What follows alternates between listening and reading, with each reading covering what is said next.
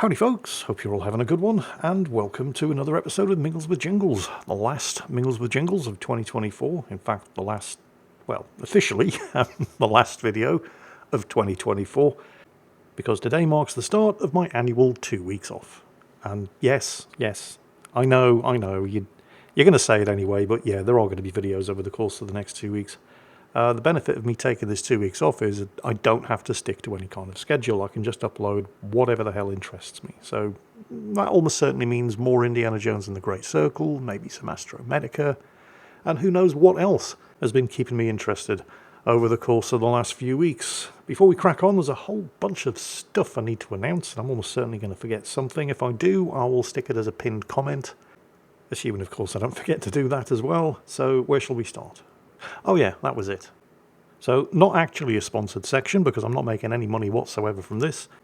Any money generated as a result of what you see coming up on screen right now is all going to charity.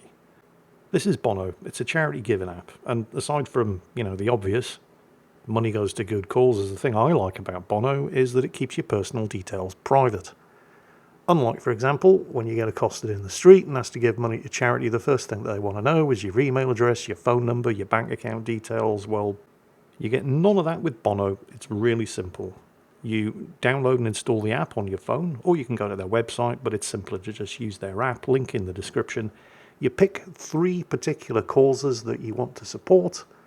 You set the amount that you want to give every month. Bono takes care of the rest. You can check out the app or their website at any time to see how your money's being put to work, but they'll also email you a monthly impact report. And they also prepare a tax declaration for you because, of course, charitable donations are tax deductible, so every year they give you one of those too. Now, you are, of course, entirely free to pick your own 3 charitable causes, but if you'd like to help with the causes that I have selected, which are preventing cruelty to animals, protecting the environment, and feeding people in need, then feel free to click the link in the video description and we can all make an impact together. Or don't, just pick your own 3 causes. Really doesn't matter. Like I said, I'm not making anything out of this. It's all about making a difference where you want to make it, while at the same time keeping your personal information out of the hands of data brokers. Because while charities do good work, there's absolutely no reason why they need to know your phone number, your email address, or where you live. So that's a link in the description, where you can either choose to help with the charities that I've selected, or you can pick your own. The choice is yours. While we're on the subject of charities, Quickie Baby is once again doing his annual holiday season charity live stream. This year it's in support of Special Effect and Cancer Research UK. And, given my unfortunate, but, also fortunate because it didn't kill me, brush with bowel cancer this year, that one obviously hits fairly close to home. He'll be live streaming from 11 till 11 on Saturday the 21st of December, and at some point, I'm not quite sure when, but I will let you know once we actually have a time, I will be turning up to join him. It's been ages since I've actually talked to him. It's going to be real good to get back in touch again, and of course it's for a good cause, and I'm not the only person who will be joining him. Again, I'm not sure exactly at what time I'll be turning up, but once I have a firm time, I will let you know, either here on YouTube or over social media. So that's Saturday the 21st of December, anytime between 11 a.m. and 11 p.m, Quickie Baby's annual Christmas charity live stream in support of Special Effect and Cancer Research UK. Now then, on with the freebies. And I really must get this one out of the way first because I'm guaranteed to forget, and that would be very, very bad. So as I'm sure many of you are aware, we have our very own Salt Mines Discord server. And in the run-up to Christmas, the admins of the Discord server have been, and still are, giving away a whole bunch of games 100% free. What kind of games, Jingles? Well, I'm glad you ask. Including Humankind Definitive Edition, Red Dead Redemption 2, Odyssey Elite Dangerous, Fallout 4, Ace Combat 7, Skies Unknown, and many, many more. They have more giveaways on the way. I don't even know which games are included, and they're going to be announcing the winners and distributing all of the winning game keys on Christmas Day. The only condition is that you obviously have to be a member of the Salt Mine Discord server. Otherwise, you won't see the giveaways. So, link in the description. In fact, there's always a link in the description to the Salt Mine Discord server, although I will absolutely definitely have to make sure that I've got the correct link this time. Sometimes it needs updating every couple of months or so. Yeah, I'd better check that. But if you are already on the Discord server and this has taken you by surprise, check out the Unrelated Announcements channel. That's where the giveaways are happening. And if you're not on the Discord server, I'll make 100% sure I've got the correct link in the description and you can sign up and have a chance of getting some games for free for Christmas. Next, more freebies. Lord of the Rings Return to Moria is now free on Epic. I'm not entirely sure for how much longer, but it's only just become available. Free to keep. The game itself didn't review particularly well on release, although that was mostly due to technical issues, but it came out over a year now. They've smacked most of the bugs down, and it's apparently not bad now, but, well, you know, not bad for free. Pretty good value. The idea is that you lead a company of dwarves returning to the mines of Moria in order to rebuild it and take it back from the goblins. So if that sort of thing sounds vaguely interesting, well, it's not going to cost you anything, so that has to qualify as a bargain. Next, not quite free, but as close as, Hitman Blood Money is currently available on Steam for less than $1. And this is a game that has reviewed exceptionally well. It's currently running at 4.7 out of 5 on Amazon. Why are you laughing, Jingles? Well, it's Amazon. Nobody trusts Amazon reviews. 90% of all Amazon reviews are fake, generated by AI and bots. But it also has a 9 out of 10 on Steam. And while I never really got into the Hitman series, I can't deny that they are very, very good games. And Hitman Blood Money is one of the best in the series. And you can currently get it on Steam for less than $1. So, again, an absolute bargain. Well, that's it for the giveaways, or the as close as damn it giveaways. The Game Awards.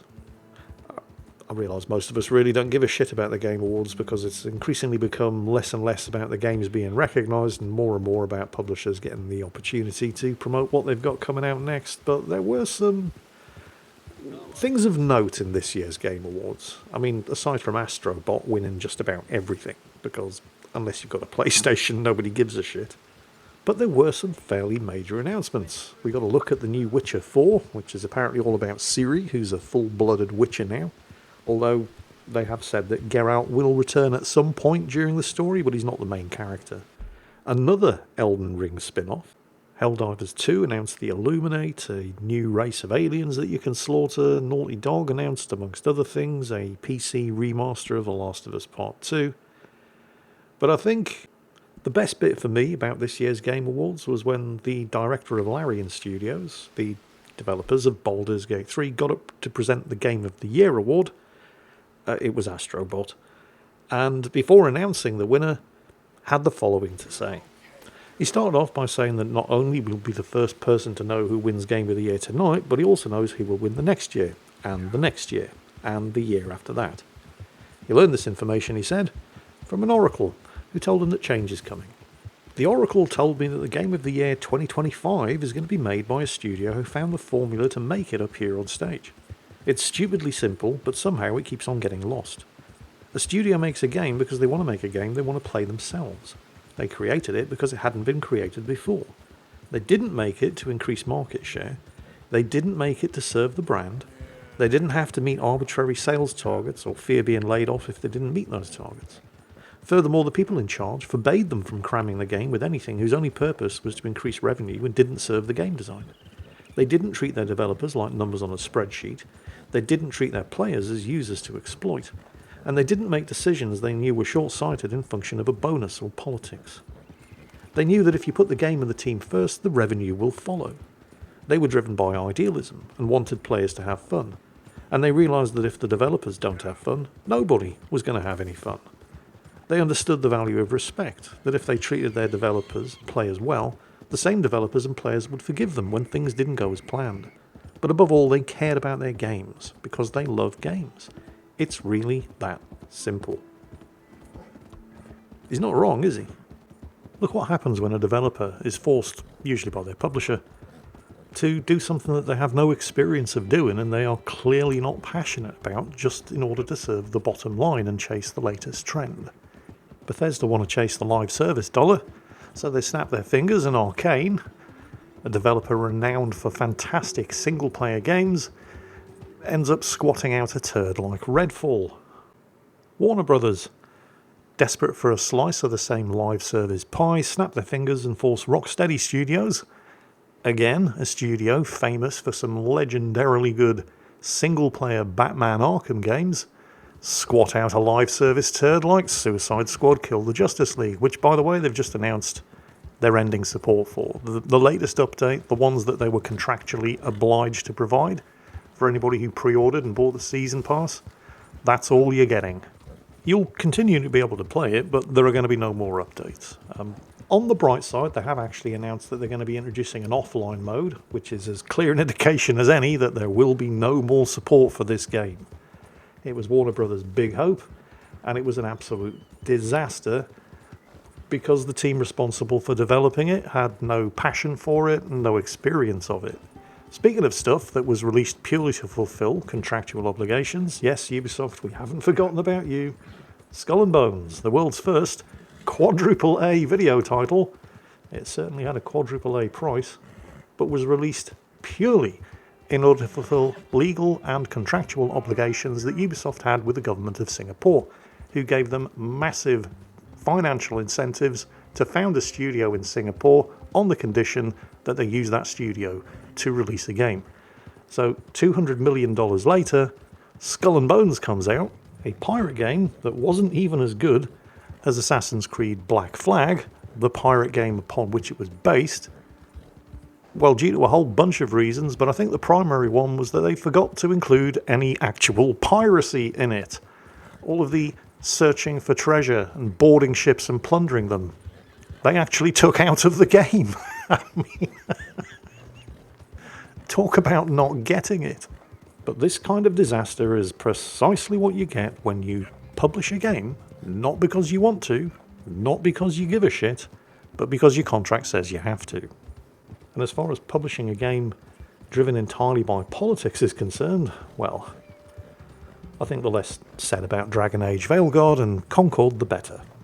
On the other hand, when you have a developer who isn't under any pressure to meet the latest sales target or chase the latest trend, you end up with titles like Baldur's Gate 3, the original Subnautica. Games that are largely developed by independent teams, because they're not under the thumb of a publisher in order to chase the latest trend or meet the latest financial deadline. I don't know about you, but for the last couple of years now, I've really not been getting too excited about any announcements of games being released by AAA publishers because, well, generally without exception, they've pretty much just been games by numbers. And I think Starfield by Bethesda is probably the prime example of this. It wasn't terrible, but it was completely uninspired. There was such an obvious lack of passion. It was like Bethesda, at least tried to do something slightly different with Fallout 76, but they screwed it up so incredibly badly, it's like it scared them off from trying to do anything innovative ever again.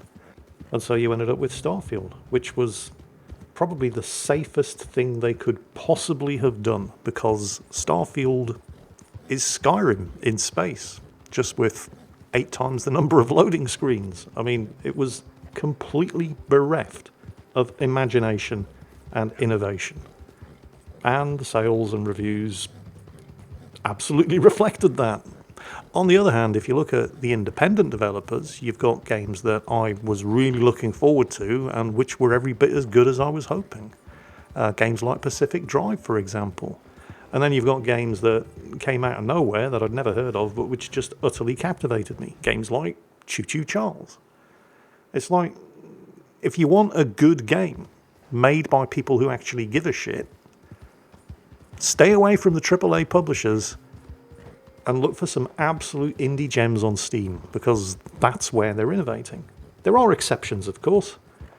Indiana Jones and the Great Circle is a very, very good game. At the same time, though, the developers, Machine Games, they didn't really do anything innovative with Indiana Jones and the Great Circle, aside from, demanding that you have to have hardware ray tracing in order to even install the game. The lack of innovation doesn't mean it's a bad game, though. On the contrary, it is a very, very good game. But it's not good because they've done anything groundbreaking with it. It's good because they've basically taken what works and just done it really, really well. And that's about the best you can expect from anything published by a major studio, because they just don't like taking chances. If you want innovation in your games, you really do have to look at independent titles. And on the bright side, nobody's charging you $70 for them, are they?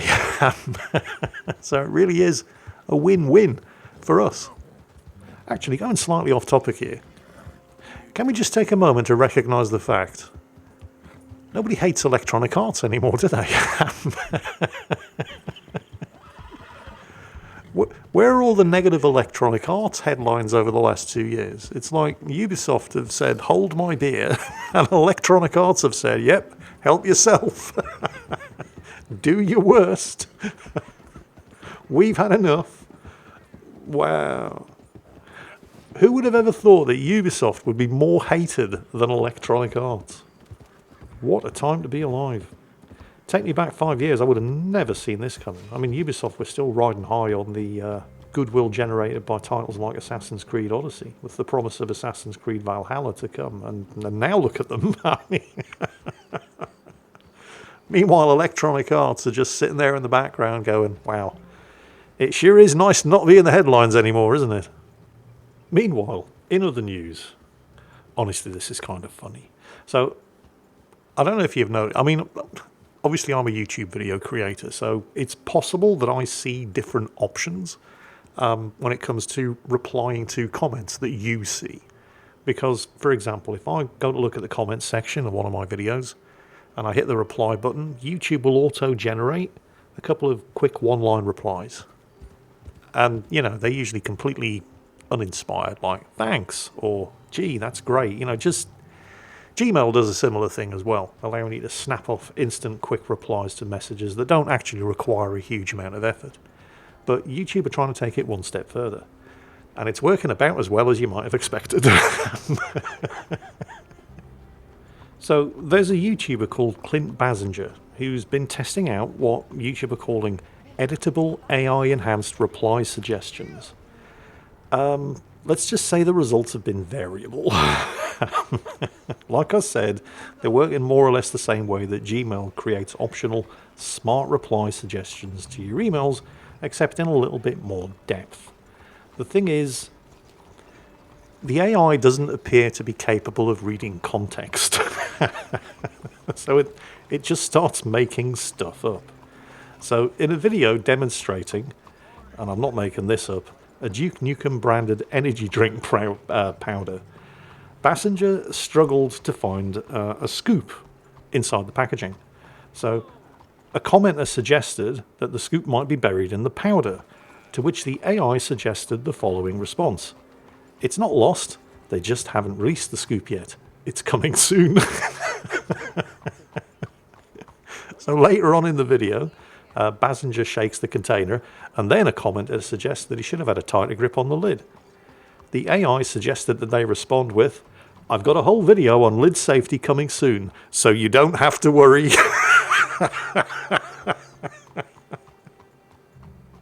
Biggest tech company on the planet, by the way. These clown shoes pay my wages. Oh my God.